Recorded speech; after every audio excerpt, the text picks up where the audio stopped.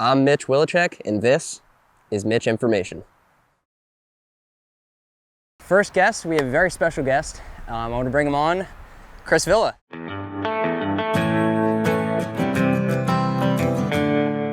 Yeah, well, I'm excited to be out here at Thompson Park, which is one of my favorite courses to play in New Jersey. I'm from Norristown, Pennsylvania, outside of Philadelphia. So a little bit of a drive here from this area, so I don't get to play Thompson too often, but I love coming here. I've been playing since 2013 was when I played my first tournament, so about 9 years, but I was playing casually for a few years before I got into the tournament scene. Got into the game a little late. I was 33 when I played my first tournament. I'm 43 now, and so, you know, it's been quite a life-changing experience getting into competitive disc golf in the last decade. Yeah, and we're gonna get into all that. Excellent.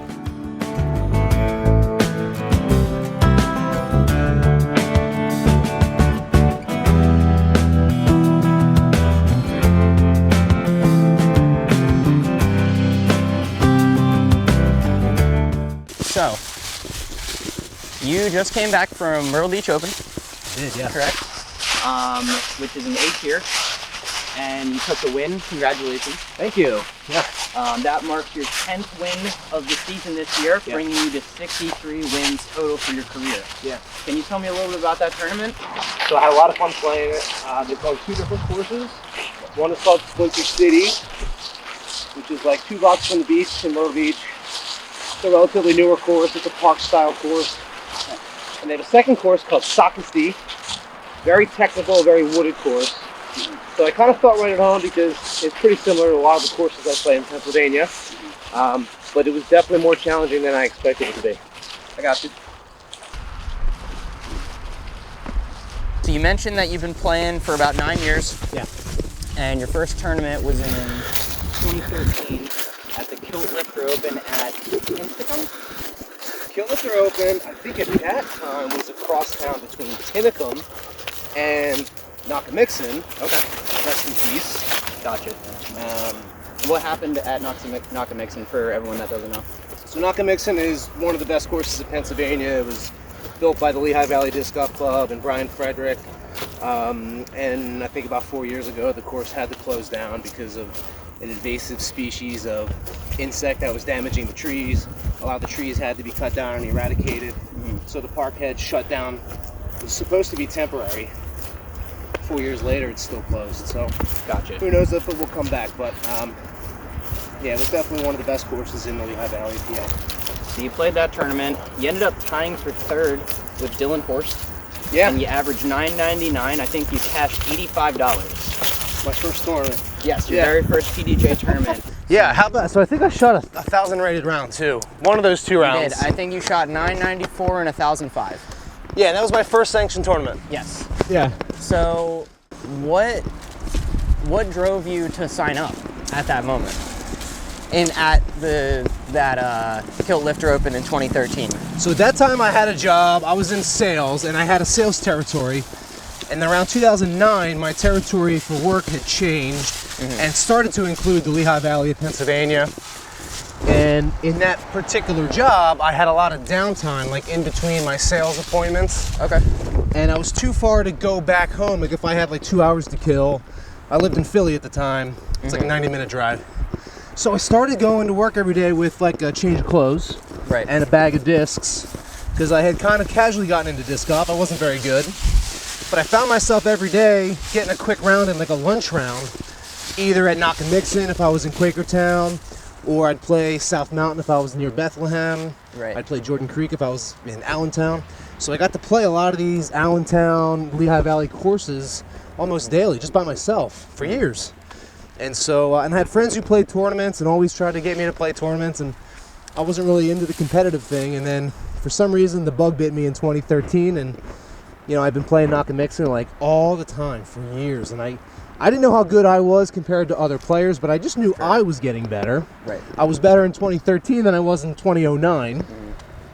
So I decided to sign up and play the Kilt Lifter. Didn't even have a PDGA number at that time. Show up in the morning to sign up for the tournament. Mike Salt was the TD. And he said, what division? And I was like, I don't even know what the options are. And he said, pros play for cash, AMs play for plastic. And I thought, well, who would come here and not want to play for cash? Right. So I said, whatever the cash one is, sign me up for that. So he signed me up for pro. And ended up playing with Devin Frederick and Dylan Horst, these guys that I think that was the first time I had met them. And here we are 10 years later. They're like good buddies of mine. They're like my disc golf family. And that was the day I first got to meet them. It's pretty cool. Right on. I like hole 3 at Thompson. There's so many different gaps you can choose. And I love taking the Hyzer split gap on the left, because when you get it right, you get a lot of distance out of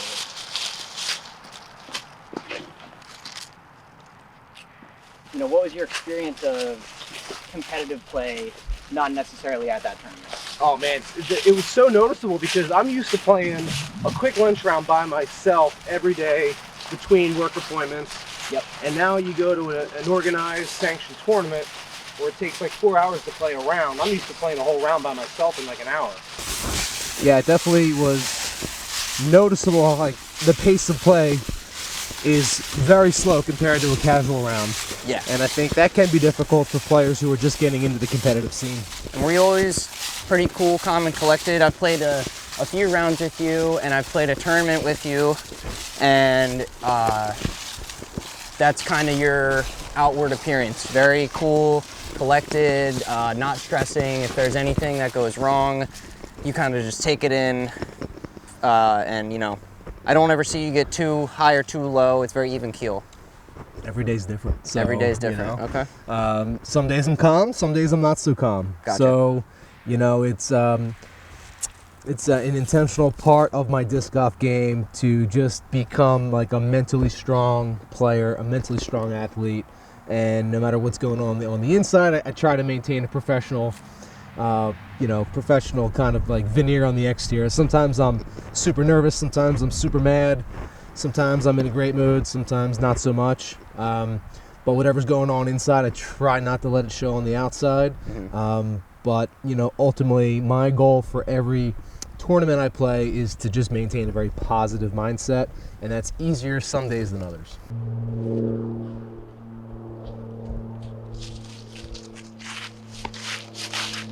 That's how you birdie hole 3 at Thompson. Sure. So you mentioned before we started you have some new discs. What discs do you have that are new, and what are you trying out?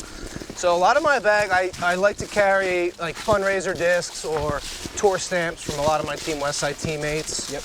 And so I've recently added a new warship to my bag. This actually has a really cool stamp on it.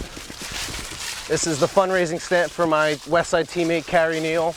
Very cool. She represents Westside in Kamloops, British Columbia. Cool. Proceeds for all the discs she sells, she gives back to women's disc golf in Canada.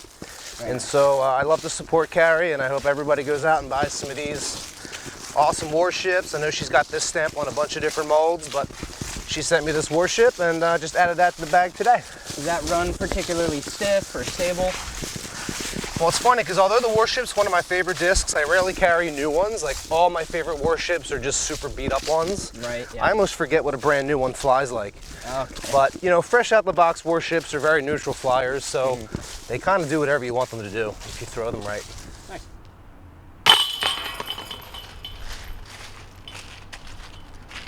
This is another new addition to the bag. This is the Westside Bear. This has the Jay Plemons stamp on it. Another one of my teammates from Westside. He runs the Westside Discussion podcast and Westside Discussion social media pages. And this is a Moonshine Bear that I've added to the bag recently. Loving it. Nice. I've thrown the first run Bear quite a bit, and they seem like a pretty good complement to the Ati. Yeah. For those out there that have thrown it, I know you throw an Ati as well as I do, or we both throw Atis, and it's very glidey. I'm usually pretty skeptical of glide on discs, but the stick seems real. Yeah, the Bear's a great mold. The prototype Bears and the first run VIP Ice Bears had very different stabilities, in my opinion. The protos were very overstable. The VIP Ice Bears, a little bit more flippy. And then these Moonshine Bears are kind of right in between. Really? And my favorite bear so far. There you go. So I got this brand new Chameleon Boatman, which is a very beefy boatman. So I'm going to try to hit the outside line and hopefully get a nice flare skip and put a 1 on the scorecard.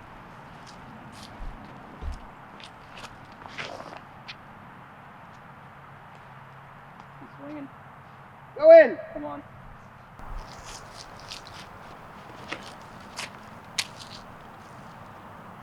Yeah, Mitch, I love that inside route. And they got the good skip, too. Yeah. Back to you. After the Coat Lifter Open, you played 8 events that year. Okay. The next year, you played 15 events. So it was apparent that your want to play competitive disc golf was, if not rising, it was at least matching the year prior, and you got an earlier start. You also ended up taking down your first tournament, and you did it back-to-back at the Tinicum Open and the Stafford Open. Correct. One was a C/B tier, and one was a B tier. And then this year, you took down 2 A tiers, the Myrtle Beach Open, which we just discussed, and you won Throw Down the Mountain down in Florida. Yeah. There you go. You enter in a tournament, and a lot of people are thinking, okay, this is going to be a really tough win. You're kind of a guy that people are looking to beat. Can you talk to me a little bit about that, your career progression? Sure. Well, I'll tell you, the progression is funny because when you win your first PDGA event, it's a blessing and a curse because I started playing sanctioned events in 2013. I think you said I played 8 events that year. Yep. And I didn't win any of them. I was brand new to the scene, but I had so much fun. That's what defined that year to me was how much fun I had at each tournament. Riding to the tournament with my buddies in the morning. You know, your friend picks you up at 6 a.m. You drive an hour and a half to the course. You meet with your buddies in the parking lot at lunch. You talk about your first round. After the tournament's over, you go out and get wings. You go out to the bar. You go out and get some, bite to eat. And you're talking about your round. And it was just so fun. Like I just wanted to do it every weekend. And then the following year, and by like that year, I was like getting better. I was like getting on lead cards. And I'm playing against some of the area's top players, so I'm not winning, but I'm getting 3rd, 4th, 5th at a lot of these local events. And then when I finally got my first win at the Tinicum Open, the whole like fun aspect kind of went away because now I'm like, I want to win, right? So I'm not going to a tournament just to have fun with my buddies anymore. I'm going more with the mindset of like competing at my highest level and trying to win the event. And so getting that first win was really the progression of like just having fun to really taking it more seriously. I got you. So a blessing and a curse in many respects to get that first W. Gotcha. And in the following years, it was like just setting goals for myself and trying to achieve them. Getting my rating to 1,000 was one goal, and I was at 999 for 3 straight years, like between 995 and 999. Every update, I went up or down 1 or 2. And I'm proud that once I finally got over 1,000, which I think was in 2018, I've been above 1,000 every ratings update since. You are correct. So once I got there, I've never dipped back. My rating dipped a lot this year because I had a couple injuries, but I was like 1016 about a year ago, down to 1005 right now, but hopefully getting that back up closer to 1020 where I want it to be. But once you get that taste of success, albeit at a small local tournament, but just getting that win it's addicting. And so, just setting goals that kind of allow me to kind of get that feeling. I'm all about just setting goals and going after them. And so, getting my rating up was one goal I had. Winning a B tier was, I remember for many years, trying to get that first B tier win. I came in second in so many B tiers, 2016, 2017. Do you not feel like that first Stafford Open was, quote, a legitimate B tier? It was a very small field, I remember. Stafford was a new course. Yep. It's cool that I can say I'm a 2-time Stafford Open champion because now it's been an A tier. It's been on the Pro Tour. We've had Michael Joe win it. We've had Matt Bell win it. We've had Fish win it. And so for me to say, hey, I've won it twice, but I won it back when it was a small C tier. Gotcha. So at the time, those were like huge accomplishments for me. But in retrospect, those were pretty small events compared to what the Stafford Open eventually became.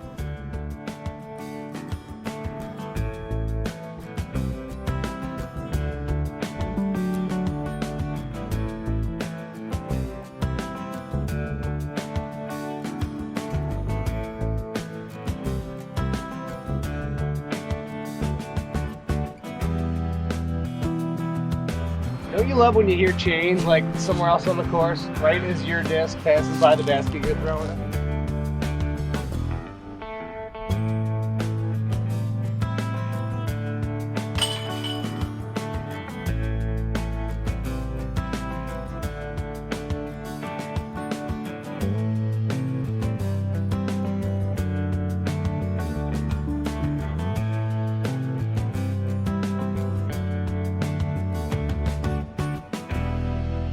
So Chris, as I alluded to you before, I have a little game. It's called Drink One, Share One, Toss One. Gotcha.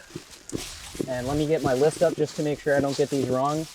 We have Victory Brewing Dirt Wolf, Yingling Lager, and Yards Pale Ale. So if you can't tell from the name, and I'll just explain it to the viewers so they get a clear idea. You pick one to drink for yourself, you pick one to share with a friend, and you pick one to toss. Or let's say give to someone you don't know, because we're not just gonna throw away a good beer. Well, I'm drinking the Dirt Wolf. You're drinking the Dirt Wolf. It's liquid candy, and I love candy. Yeah, and it's Philly local. They got a spot in Philly now. That's true. I'm tossing the Yingling because there was a time in my life that's all I drank, and Ruined for you? yeah. So I love Pennsylvania, but sorry, Yingling, you're getting tossed. America's oldest, not America's best. I'm giving the Yards Pale Ale to my wife Dana because anything Yards reminds me of going to Flyers games with my wife, which is like one of our favorite things to do together. And oftentimes when we're at the Flyers game, we enjoy nice Yards together. So Dana gets the Yards Pale Ale. Okay, wonderful. All right, try to toss this one in.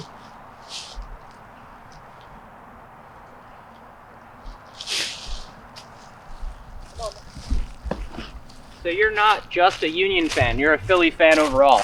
Correct. Okay. Would you consider yourself a Union super fan? Or let's say the true definition of fan, the fanatic? I'm a Union supporter because that's the vernacular we use for American football. Okay. For soccer, but and I know some people who are super fans, and I'm not quite on that level. I gotcha. So paint no, their faces at the games and everything. yeah, I'm not quite that guy. So I would say not a super fan, but a proud supporter nonetheless. Okay. And were you a soccer player? Is that why you're kind of partial to soccer? I played soccer when I was very young, and then once I got into skateboarding, soccer team was gone, basketball team was gone, because like what I found in skateboarding was like there's no uniform, there's no practice, there's no coach. Right. And a lot of those similarities I found in disc golf so many years later in my life. Huh. Okay. So how did you come to skateboarding? Was it like, what about it, the individuality and sort of the skillfulness drew you in? Well, what I found in skateboarding was a couple things. I started getting into skateboarding when I was very young, like literally 9, 10, or 11. Okay. And I like the fact that I could just go out and skate by myself, or I could skate with like my buddy Pete who lives across the street, or I could skate with 4 or 5 guys from my neighborhood. So like you could do it alone, you could do it with one other person, you could do it with a group of friends. Right. And there's no rules in that respect. And just like disc golf, man, like you can go up to your local course by yourself and play around. Maybe you run into guys you know and you play with them. Play around with your buddy like I'm doing with you, Mitch. Yep. And so a lot of correlation between what I liked about skateboarding as a young person and what I found in disc golf in my 30s. So Chris, actually I do have a question for you on this hole. This is not a very technical track. Correct. But this is one of the more technical holes in the course. There is some OB right that we usually play during a tournament. There's obviously OB left. It's a blind shot. Bring us into the mind of Chris Villa. How do you break down a hole? So the way I break down this hole is maximizing your opportunity for birdie. And so the most important shot, this is a 2-shot hole. The most important shot is your second shot. Okay. And so my first shot is designed to give me a good position so that my second shot can give the basket a run, or at least put me right close to it. And so I know just from playing this hole many times, as a right-handed, backhanded player, I do not want to be anywhere on the right side of the fairway, because then my second shot is going to be potentially much more difficult. I don't need a ton of distance, because I know from practicing and playing this hole, I just want to be left side and far enough. It gives me a nice, easy hyzer shot on my second. So for me, I take a very overstable disc, I throw it dead straight, and I just want it to hyzer out at the end of its flight. Gotcha. And I kind of have a landing zone in mind down there that I know if I land there, I have a pretty easy chip shot to the basket for my second. Cool. Well, let's put it to use. So when I have a shot like this, where I know the right side for me is absolute lava, jail, fire, broken glass. That's how I treat it. I want something that's always going to go straight. I'm throwing a Westside adder. because this thing only does one thing, which is go left. And so I take my adder and I basically just aim flat, aim straight, and I throw it as hard as I can, and hopefully get in that landing zone down there left side of the fairway that sets me up for an easy approach.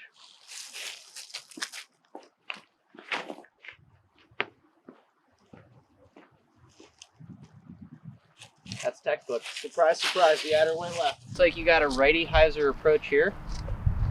Shocker. Yeah, I like this spot because from here I can go putter, I can go mid-range, I can go pretty much, And right side OB is pretty much completely taken out. Yeah. So now it's just a matter of, maybe trying to put it in for a nice eagle. Oh, please. Please don't. Wow. Or parking it for an easy bird. Oh, criminal. I came across a post on Reddit of the Muddy Run Championship trophy, which you won this year. Yeah. And someone commented, one of the top comments was just, Chris Villa wins a lot. Do you have anything to say about that? Don't believe everything you read on the internet, man. Fair enough. I tend to agree with him. But I know we talked a little bit about winning already, but has it gotten easier to win now that you've put yourself in those positions? Like, how has your winning history helped you close out tournaments down the stretch? Or has it only gotten harder as talent got better? It's gotten harder. Talent has gotten immensely better in our area. Yeah. A lot of new players that, just hit the scene the last couple of years that are highly rated, that play really well. You got guys whose ratings are very deceptive because, you got guys who maybe are rated, let's say, like 950, but easily can pop off a 10-20 around at their local course. Sure. And so ratings can be deceptive, and so it's all about who makes the fewest mistakes. Sure. So much of my game is kind of boring in that respect because I'm just trying to minimize mistakes, and oftentimes at the end of the final round, I find myself in the lead because I've just made very few or maybe no mistakes. Might not have had a lot of highlights during the round. Right. No aces, no crazy rollers, no crazy eagles, but very few mistakes. Mm-hmm. And oftentimes when you do that, you find yourself holding a pretty cool trophy. Like I was fortunate enough to do it, the Muddy Run Championship. That trophy was really cool. Yeah, Reddit agrees. Yeah, that trophy was made by my friend Chad Martin, who made all the trophies for that event. He has a company called Disc Organized. He makes handmade disc racks. He's a great woodworker. He's a tremendously talented woodworker. So huge shout out to Chad for making those trophies. He made the trophies for the Philly Open this year too. He's the man.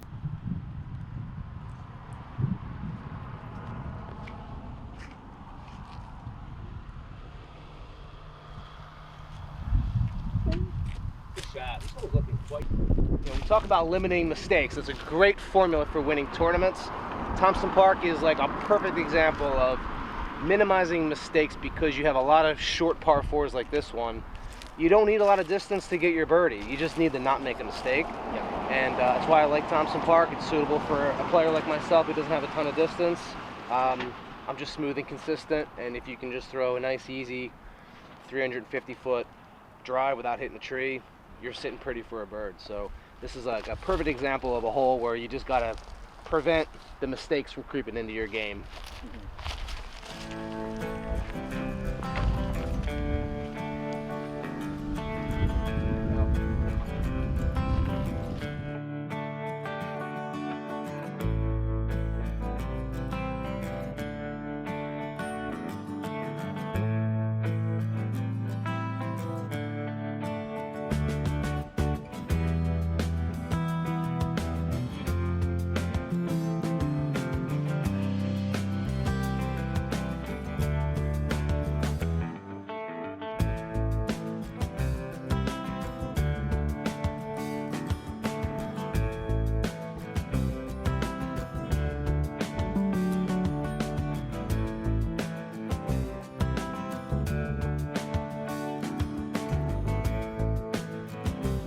Something I noticed the other day, planted Alcyon woods, the leaves were actually, sometimes you'll get really nice skips off leaves because they're pretty slippery, but sometimes the leaves are so thick that you hit the ground and it's like a pillow.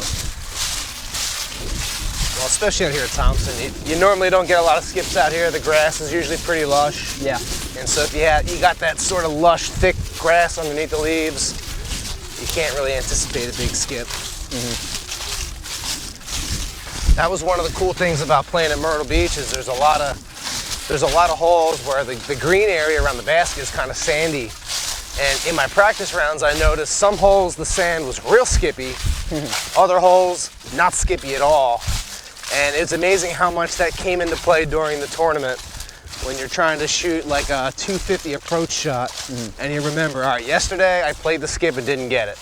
Or I played the skip and I did get it. So and did you kind of take that into account when you're throwing your tournament shot. And you were kind of keeping like a catalog of like, okay, hole 10's green, that's the one that doesn't skip, so I can play it a little tighter to the basket.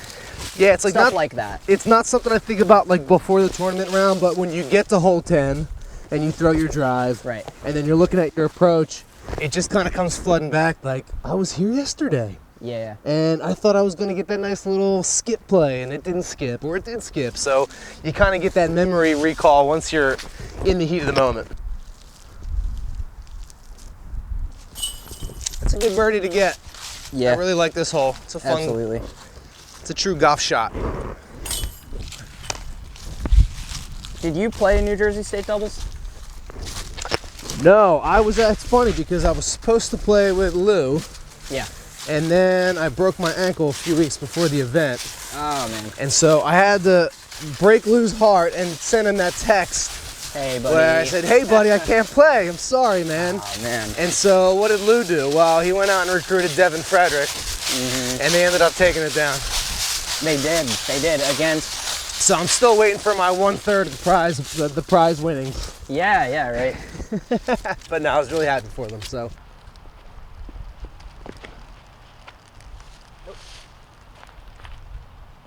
So the one disc in my bag that I really couldn't live without is this harp, and I love to throw it on this hole. The basket sits in like a little bit of a gully, gives you a little bit of a kind of a backstop to run it hard.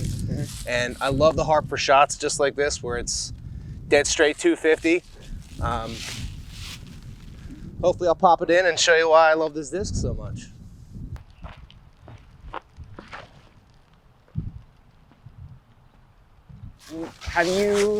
You got picked up by Westside in 2018. How did that relationship come to be? Were other companies kind of talking to you before and you said about Westside, or, you know, was it a case of loving Westside and all the pieces falling together at the right time? Kind of none of those things, honestly, because I had never pursued any type of sponsorship. I had a mixed bag for many years, and I had a good friend. My friend Andy was sponsored by Dynamic, and so when they started producing discs in around 2013, started throwing the Trespass and the Escape and the Fugitive and the Judge. And I still had some Discraft mids in my bag, like the Comet and the Meteor. Right. And then in 2017, my friend Finley gave me a Warship and a Bard. I think they were the first two Westside molds I ever tried.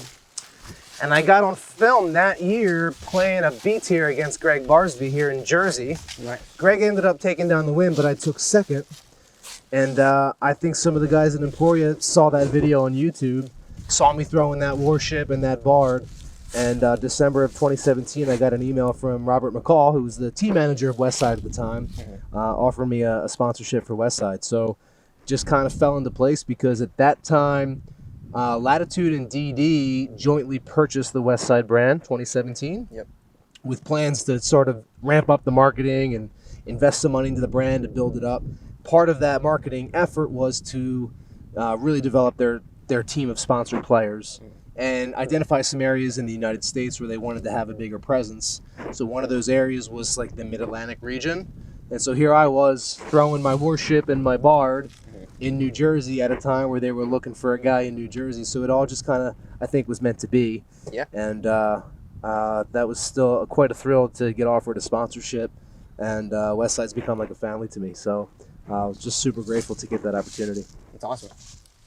Yeah, Parks, how about that? Yeah. Oh, I could have told you that. Hey, there we go. Count it. Side pocket birdie. Well, Mitch, you know we were talking about Nakamixon earlier. Nakamixon was a beautiful course in the woods. It had a lot of these boulders. And the boulders were the same color as this heart.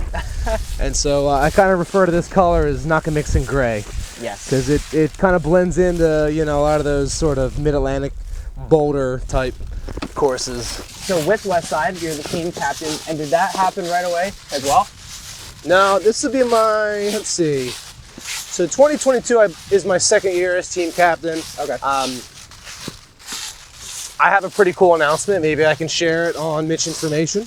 I would love you to share that, actually. So, as Dave gets in position, I would like to announce my 2023 sponsor, and you heard it here first, Westside Discs. Wow. So I have officially re-signed with Westside. I'm very excited.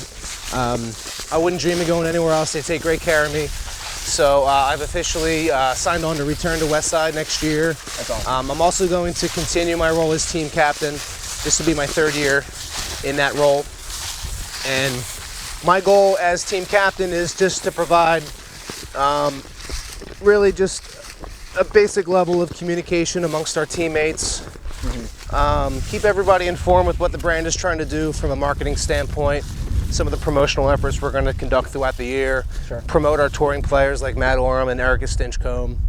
And really just alleviate some of the pressure from our team managers who have a lot on their plate.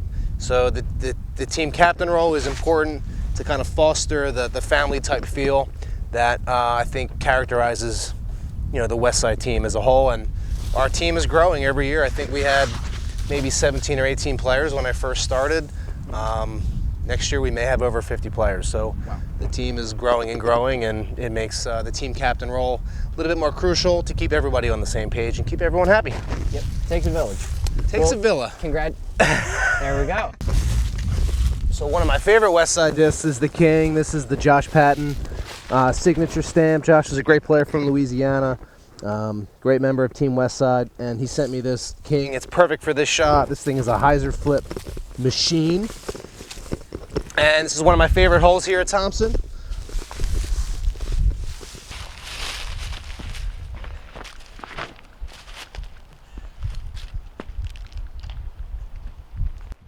Still. Got knocked down, but actually I normally throw a sword, so let's just try the sword real quick. Also a pretty similar disc to the King.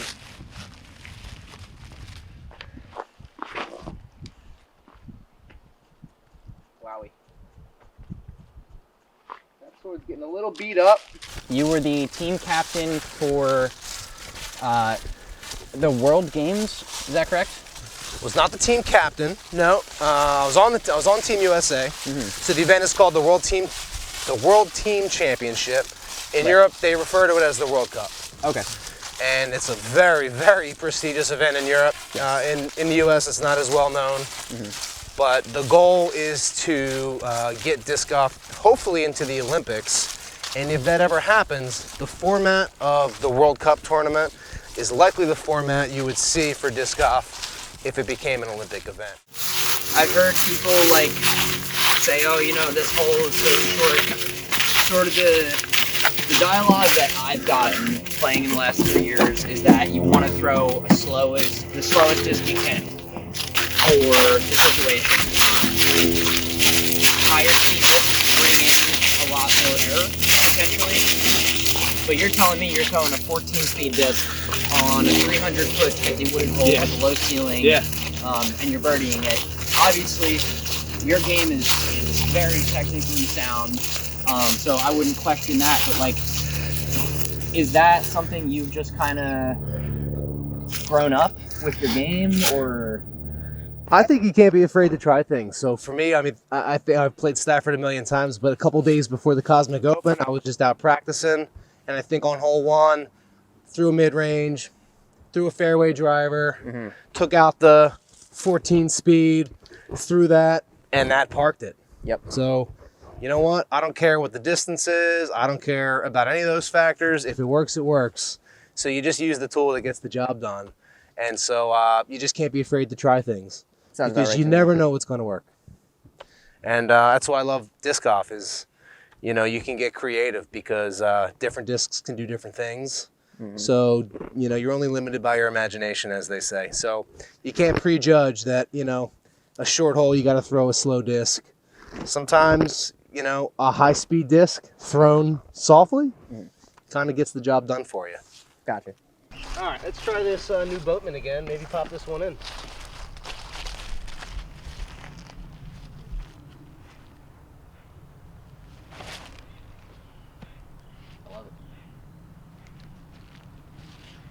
Obviously, we're teammates now with Cosmic Disc Golf, and like I said, I played a few rounds with you, played a tournament with you, so you know, we've known each other for a year or so now. But Yeah, I don't remember the first time we met or played. I've known your uncles for many years. yep. So I've known Brendan, I've known Sean, two good friends of mine. But you got to refresh my memory the first time we actually met. I got you. So we actually met at Bellevue Park at the Trilogy Challenge. Oh, yeah. We met at your putting clinic, Gotcha. and you taught us how to play baseball. Yeah. And I played baseball, and I took a jump putt from third base, and I won a flubby wubby from you. And ever since, I think it might be in my car. I still have that flubby wubby. Absolutely. And people at home are going, what is a flubby wubby?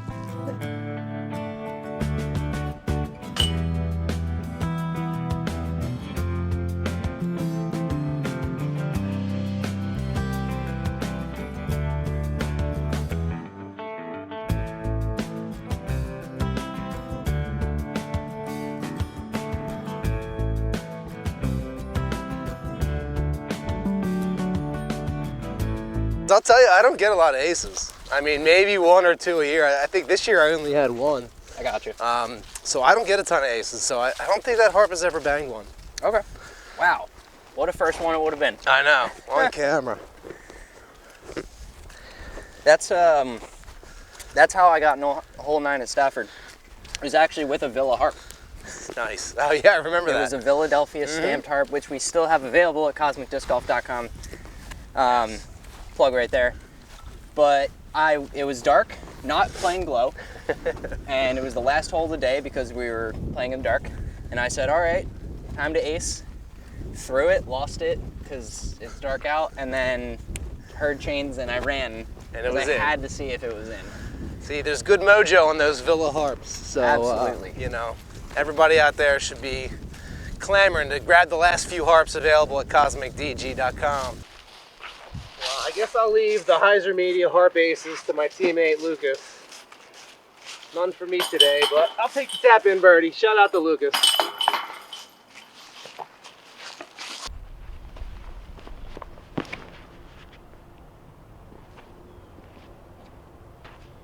We're going to try this new Orbit sword here.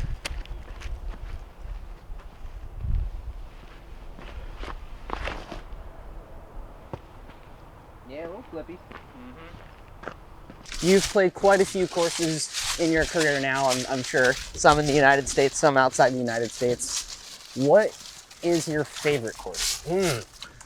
Or I'll give you a qualifier. What is your favorite hole-in-the-wall course? Something that people wouldn't expect to be such a joy to play. That's a good question because for me, I often gauge courses really in terms of their fun factor. So like, for me, a course doesn't have to be super hard or super challenging. It just has to be fun. Yep. And so a great example of that, probably my favorite hole-in-the-wall course is Alcyon because I can play it all day and you don't get tired. You can play 10 rounds in a day. You get to throw every disc in your bag. You get to throw different shots. It's not the hardest course in the world. Very well designed, very fun to play. And I would recommend Alcyon to anybody in the Philly area. If they haven't played it yet, go check it out because it's a great example of what you can do with a small piece of property. If it's well designed, you can make one of the best courses in your state. Absolutely. I've never gotten bored there either.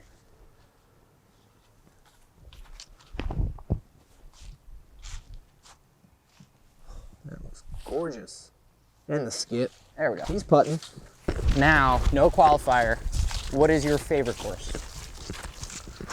I have a lot of favorite courses. I think my favorite course is called the Grand Canyon course. It's in Brooksville, Florida. It's a temp course, and it's where they have the Throw Down the Mountain tournament. Okay. And they set it up for basically 1 month out of the year, and they have the A tier. It's every year in March, and the property is epic. It looks like something straight out of Jurassic Park. It's an old abandoned quarry, and so there's no mountains in Florida, but so you're not throwing down a mountain, but you're throwing from the top of the quarry kind of into the quarry. So there's a lot of elevation, but you just see some of the most bizarre vegetation on that course. It's gorgeous. It's very hard. There's a lot of elevation, a lot of different types of holes.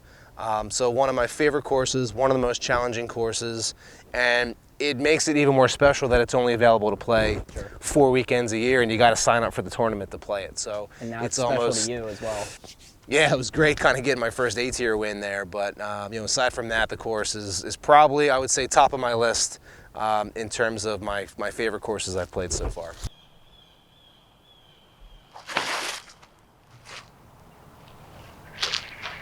Wow. That's a beauty. So best signature hole now. And I won't let you use 18 at Grand Canyon.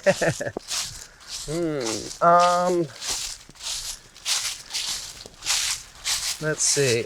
One of my favorite is hole 10 at Lake Eureka. Okay. Which is like known as the bridge hole. Yes. Because I've watched that tournament on video coverage for years, watching the Ledgestone, and then Worlds was there in 2019, and I always see players playing that bridge hole, and it looks so easy on film. And I got to play it for the first time in person this summer, and that hole is just longer than it looks. It's harder than it looks. There's OB everywhere, and I played that hole 3 times during Masters Worlds, and I 2'd it all 3 times, and it's just an epic shot because you're throwing over this old bridge with a trestle, and it's a high pressure shot. There's always a big gallery watching. So to deuce that hole 3 times in a row at Masters Worlds this year was pretty epic, and that's definitely a signature hole for that course. Very nice birdie. Good birdie. And you're right, you can birdie from over there. Yeah.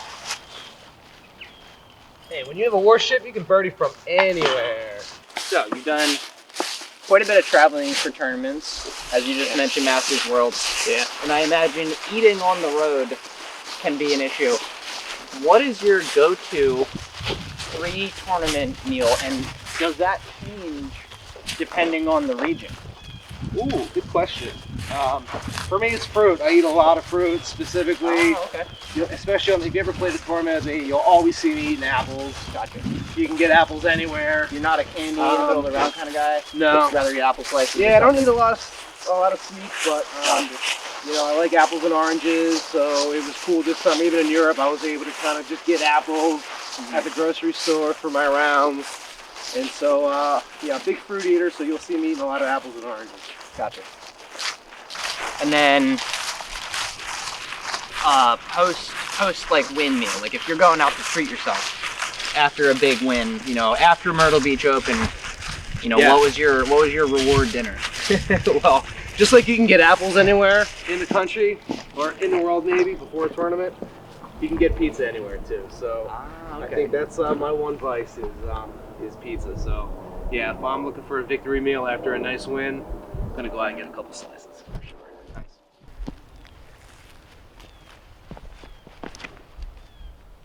Nope.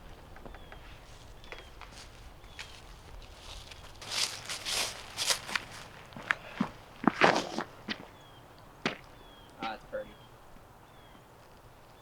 Wow. Chris, you got some sneaky distance. Yeah. Hey. Especially with that sword. Yes, absolutely. I have one of your swords. I'm a bit partial to Star Rates. Yeah, I think because one of my favorite players is Big Germ. Yeah. But the sword flew really similarly. Yeah. It's a wall hanger for me, so I'll have to That's cool. I'll have to get your signature on it sometime.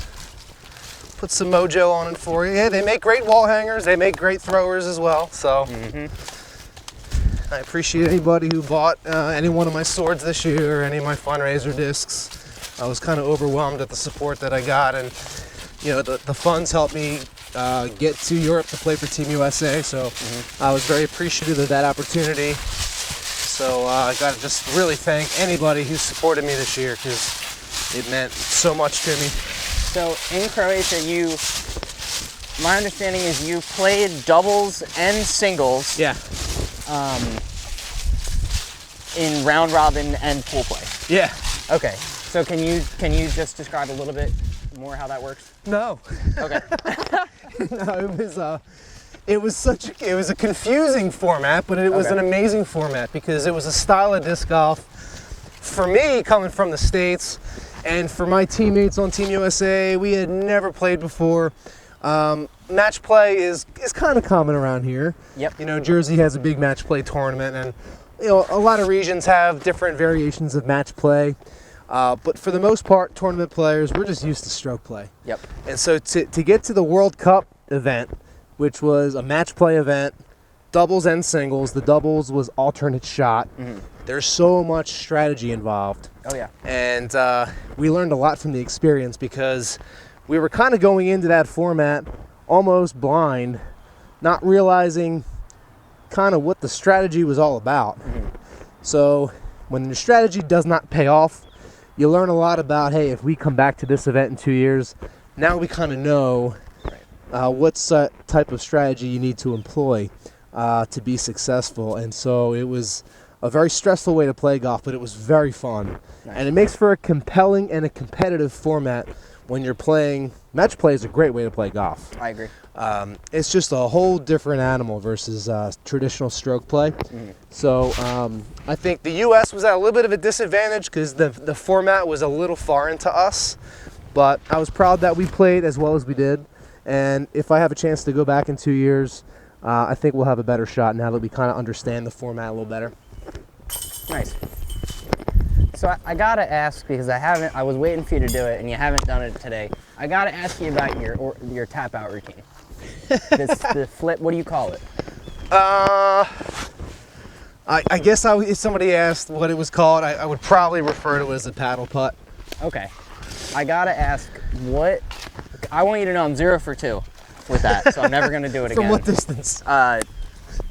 From 5 feet, but it's both on elevated baskets at Iron Hill. Both Gotcha. splash out right. Yeah. So, never doing it again. But I gotta know where that came from. I don't remember if I saw someone else do it. All I know is, like, I have a certain range for it, which is about 10 feet, and I have never missed one in my life. I've missed 10-footers regular tap-in style, for sure. But I've never missed a paddle putt in a tournament. And I like it for elevated baskets where you're kind of underneath it. Right, it's almost like a turbo, but less skill. Yeah, because it's like a foolproof turbo.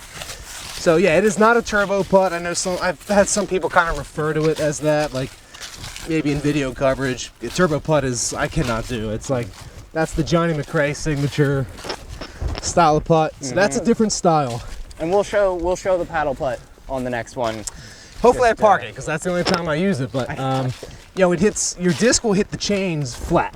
Right. So the odds of bouncing back off the pole, very low, pretty much gone, and the odds of slicing through the chains and out are pretty much gone. So, but there is only a certain distance I can employ that tactic, and I think about 9.5 feet is my range. Right, getting a little greedy with that. You can start to miss some, I suppose, but I don't think I've ever seen any other professional player on stages that you play on use that as regularly as you do. Confidently and successfully, I might add. But you've seen players like chain out or spit out. I've done it. With a tap in with a regular style putt. Oh yeah. Does not happen with a paddle putt. You get a little nervous at 5 feet, you suddenly strong arm it, and then off the pole. And ironically, for me, it works better with a driver versus a putter. Really? Because the sharp edge of a driver kind of fits right in like sort of the crease of your fingers there, so you get a little bit more paddle on it, versus the blunt edge of a putter, you only get like one rotation. And so oftentimes when you see me doing that, when I'm close on the elevated basket, you'll see me doing it with a driver and not a putter. No kidding. You thinking 2 here? I have 2 at once, but it was a pretty long throw in, so I think of that every time I play this hole. But for me to get close enough, I got to get a big skip off the road. You're going road? I go road skip, yeah. Okay.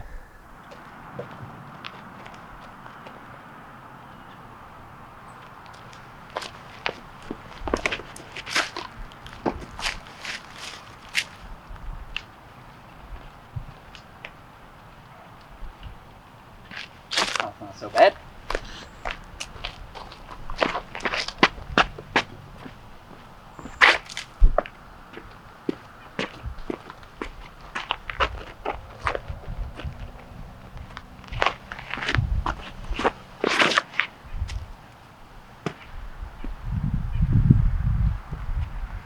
Well, sometimes you cheat and you just throw a nice, easy hyzer. Let you correct me again.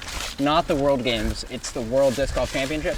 World Team Championship. World Team Championships. Yeah. World Team Disc Golf Championship. So in Europe, Gotcha. they refer to it as the World Cup. Okay. And they do it every 2 years. It's always in a different city. So 2022 was in Croatia. Yep. 2020, it was canceled because of COVID. Yep. And the one before that, which I believe was 2018, that one was in Estonia. Okay. And then 2016, I think, was the first time they did it, and it was in Canada. And it's run by WFDF, the World Flying Disc Federation. Yes. And it's not run by the PDGA, which is why in America it's not a very well-known event. In fact, I had never heard of it prior to this year. But this year, the PDGA, for the first time, got involved. And they had a committee to kind of run the U.S. team, which is how I ended up getting invited onto the squad. Nice. So this was the first year the PDGA had some sort of affiliation with the event. And they haven't announced if and when they're going to do it in 2024. So I'd be curious to see, what sort of country would be willing to host the event, because it's a really, really fun event. So I'm loving this Matty X Maiden lately for these like sort of straight to turnover shots. It's a very easy disc to throw.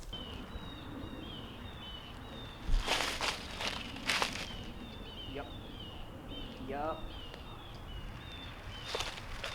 Sometimes it goes in, sometimes it doesn't, but it'll always get you close. So thank you, Matty O. I gotta ask too about the spirit of the game score. Yeah. So, let's get your perspective. What exactly am I talking about here? What is the spirit of the game score? Yeah, so I had never heard of this before, but apparently in Europe, this is very common for disc golf events. Okay. And they employed the spirit of the game at the World Cup event this year. Yep. So the spirit of the game is after your round is done, you have to fill out, it's almost like a second scorecard, but you have to essentially rate the attitude of your competitors, whether they were nice or not nice, or helpful or not helpful. And you basically have to give them a score, which they refer to as their spirit. But it's a combination of sportsmanship, courtesy, positivity. And so knowing that you're going to be kind of graded and judged by your competitors at the end of your round, it makes you a little bit more conscious to like be polite, be nice, be outgoing. If someone asks for a wind read, Yeah. don't tell them the wrong wind. Yeah, because that'll hurt your spirit score. And it was kind of cool because at the end of the event, the final day of the World Cup event, they had the gold medal and the silver medal matches, and then they have an award ceremony. And so one country got the Spirit of the Game award for the week. And that was the team that basically got the best cumulative spirit scores from all of their matches. Now, Team USA didn't have a chance to play with or against Team Australia because we were in different pools, and there was 25 countries there, so we only played about half of them. But Australia did win the Spirit of the Game this year at the World Cup. So apparently they were just a blast to play with, like very friendly, very outgoing, and the Spirit of the Game was like almost, other than the gold medal, it was like the most coveted award to win at the event. And it's a very European thing because I can't really see that in the U.S. No. But it kind of makes sense because all the Europeans we played and met with were just so friendly, so nice. And so the Spirit of the Game kind of fosters that positivity that, I think is important. And maybe we would like to adopt some of those principles here in the U.S. To, make sure people are being, courteous, professional, polite, and all those things. This hole and the next one are two that I've always wanted to ace. I never have. Oh, that'd be awesome. I know I chained out on 17 one year at some tournament here. Dead center too, but popped me out. There it is. If not, there it is. So with the culture change, not only from Europe to the United States, but from the United States when you started competitive play to now, being Westside team captain, you're kind of fostering the relationship between all your teammates, and I'm sure in some sort of way you're mentoring guys like Lucas Oberholzer-Hess and maybe some other younger teammates. What do you have any advice for guys that are trying to come up in the competitive scene and make that next jump? Like, where does that switch flip? Yeah, I would think for guys who are trying to make that step to the next level in their career and maybe pursue disc golf as a full-time job or go on tour, just try it. Yeah. Do it. Jump in. So you never want to get to a point in your life where you look back and you regret, man, I should have hopped in my car and went on tour that summer. Right. You know, give it a shot. There's never a better time than now, because 5-10 years from now, if you are not 10-30 rated, you cannot make it on tour. Right. We're kind of getting there already, aren't we? Mm-hmm. Right? And so now's the time for guys to go out and give it a shot. If you're 980, 990, and you're trying to get to 1,000, now's maybe your last chance to go out and see if you can kind of make it on the tour. Because in about 10 years, it's going to be like ball golf, where the best guy at ball golf at your local course could never make it on the pro tour. Right. Disc golf's going to get there, and every year we're getting closer to that reality. So now's the time if you're thinking about trying to go out and take a shot on tour. Sign up for the Disc Golf Pro Tour, get your card, go out and do it. Make it happen. Make it happen. Hole 18 here. I'd love to hear your thoughts about where do you think the future of disc golf's going, not just play, but I know we talked about it moving over to Europe for more events. We already see that happening. Tour cards are already being implemented, and they're, on the horizon of you have to have a tour card to play Pro Tour Elite Series events. Where do you see the future of disc golf going? Do you see the Pro Tour separating as its own entity from the PDGA? Mm-hmm. I'd love to hear your thoughts about that. Yeah, all right. Well, let me see if I can pump a nice sword down this fairway first.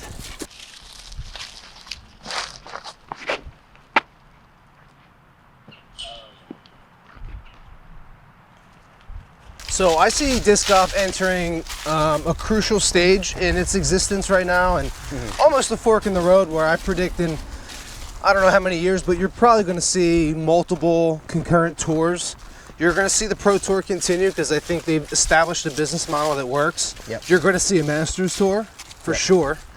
And I don't know how many years it's going to take for something like that to take off, but you're going to see guys 40-year-old plus be able to make a living on a Masters specific tour.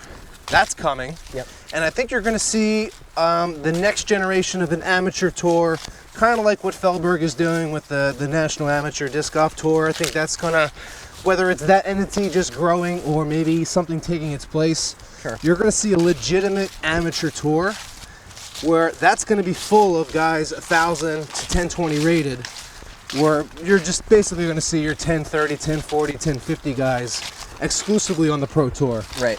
10 years from now. Where they might not even be allowed to play lower tier events because they're reserved. So I see, the Pro Tour basically kind of tripling in size and scope, because you're going to probably have multiple tours for different levels of competition that are going to be on the level of what the Disc Golf Tour is now in terms of prize money, promotion, and popularity. And so I think the next 10 years of the sport is very exciting because there's a lot of opportunities.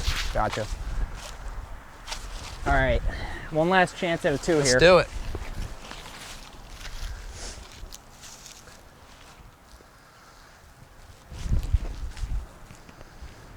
Oh, come on. Woo! Not a bad run.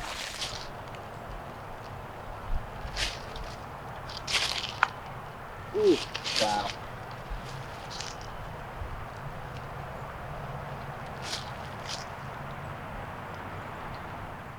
They both look good to me. I'm gonna put one in, hold on. No better time to get an eagle than now.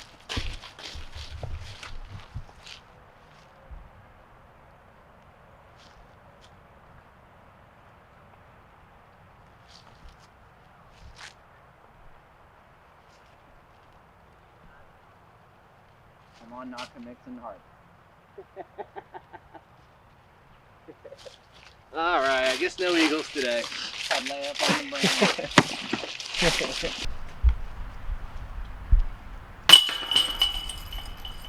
Alrighty. With that, We conclude the first ever episode of Mitch-Information. I want to thank Chris Villa for coming on. I want to thank Dave Ulster from Hyzer Media for coming out to film, and I want to thank Dave Gronick from Cosmic Disc Golf. This has been great, and I'm sure that there are some more episodes coming in the future. Chris, thank you again. Thank you, Mitch. Great playing with you, man. Absolutely.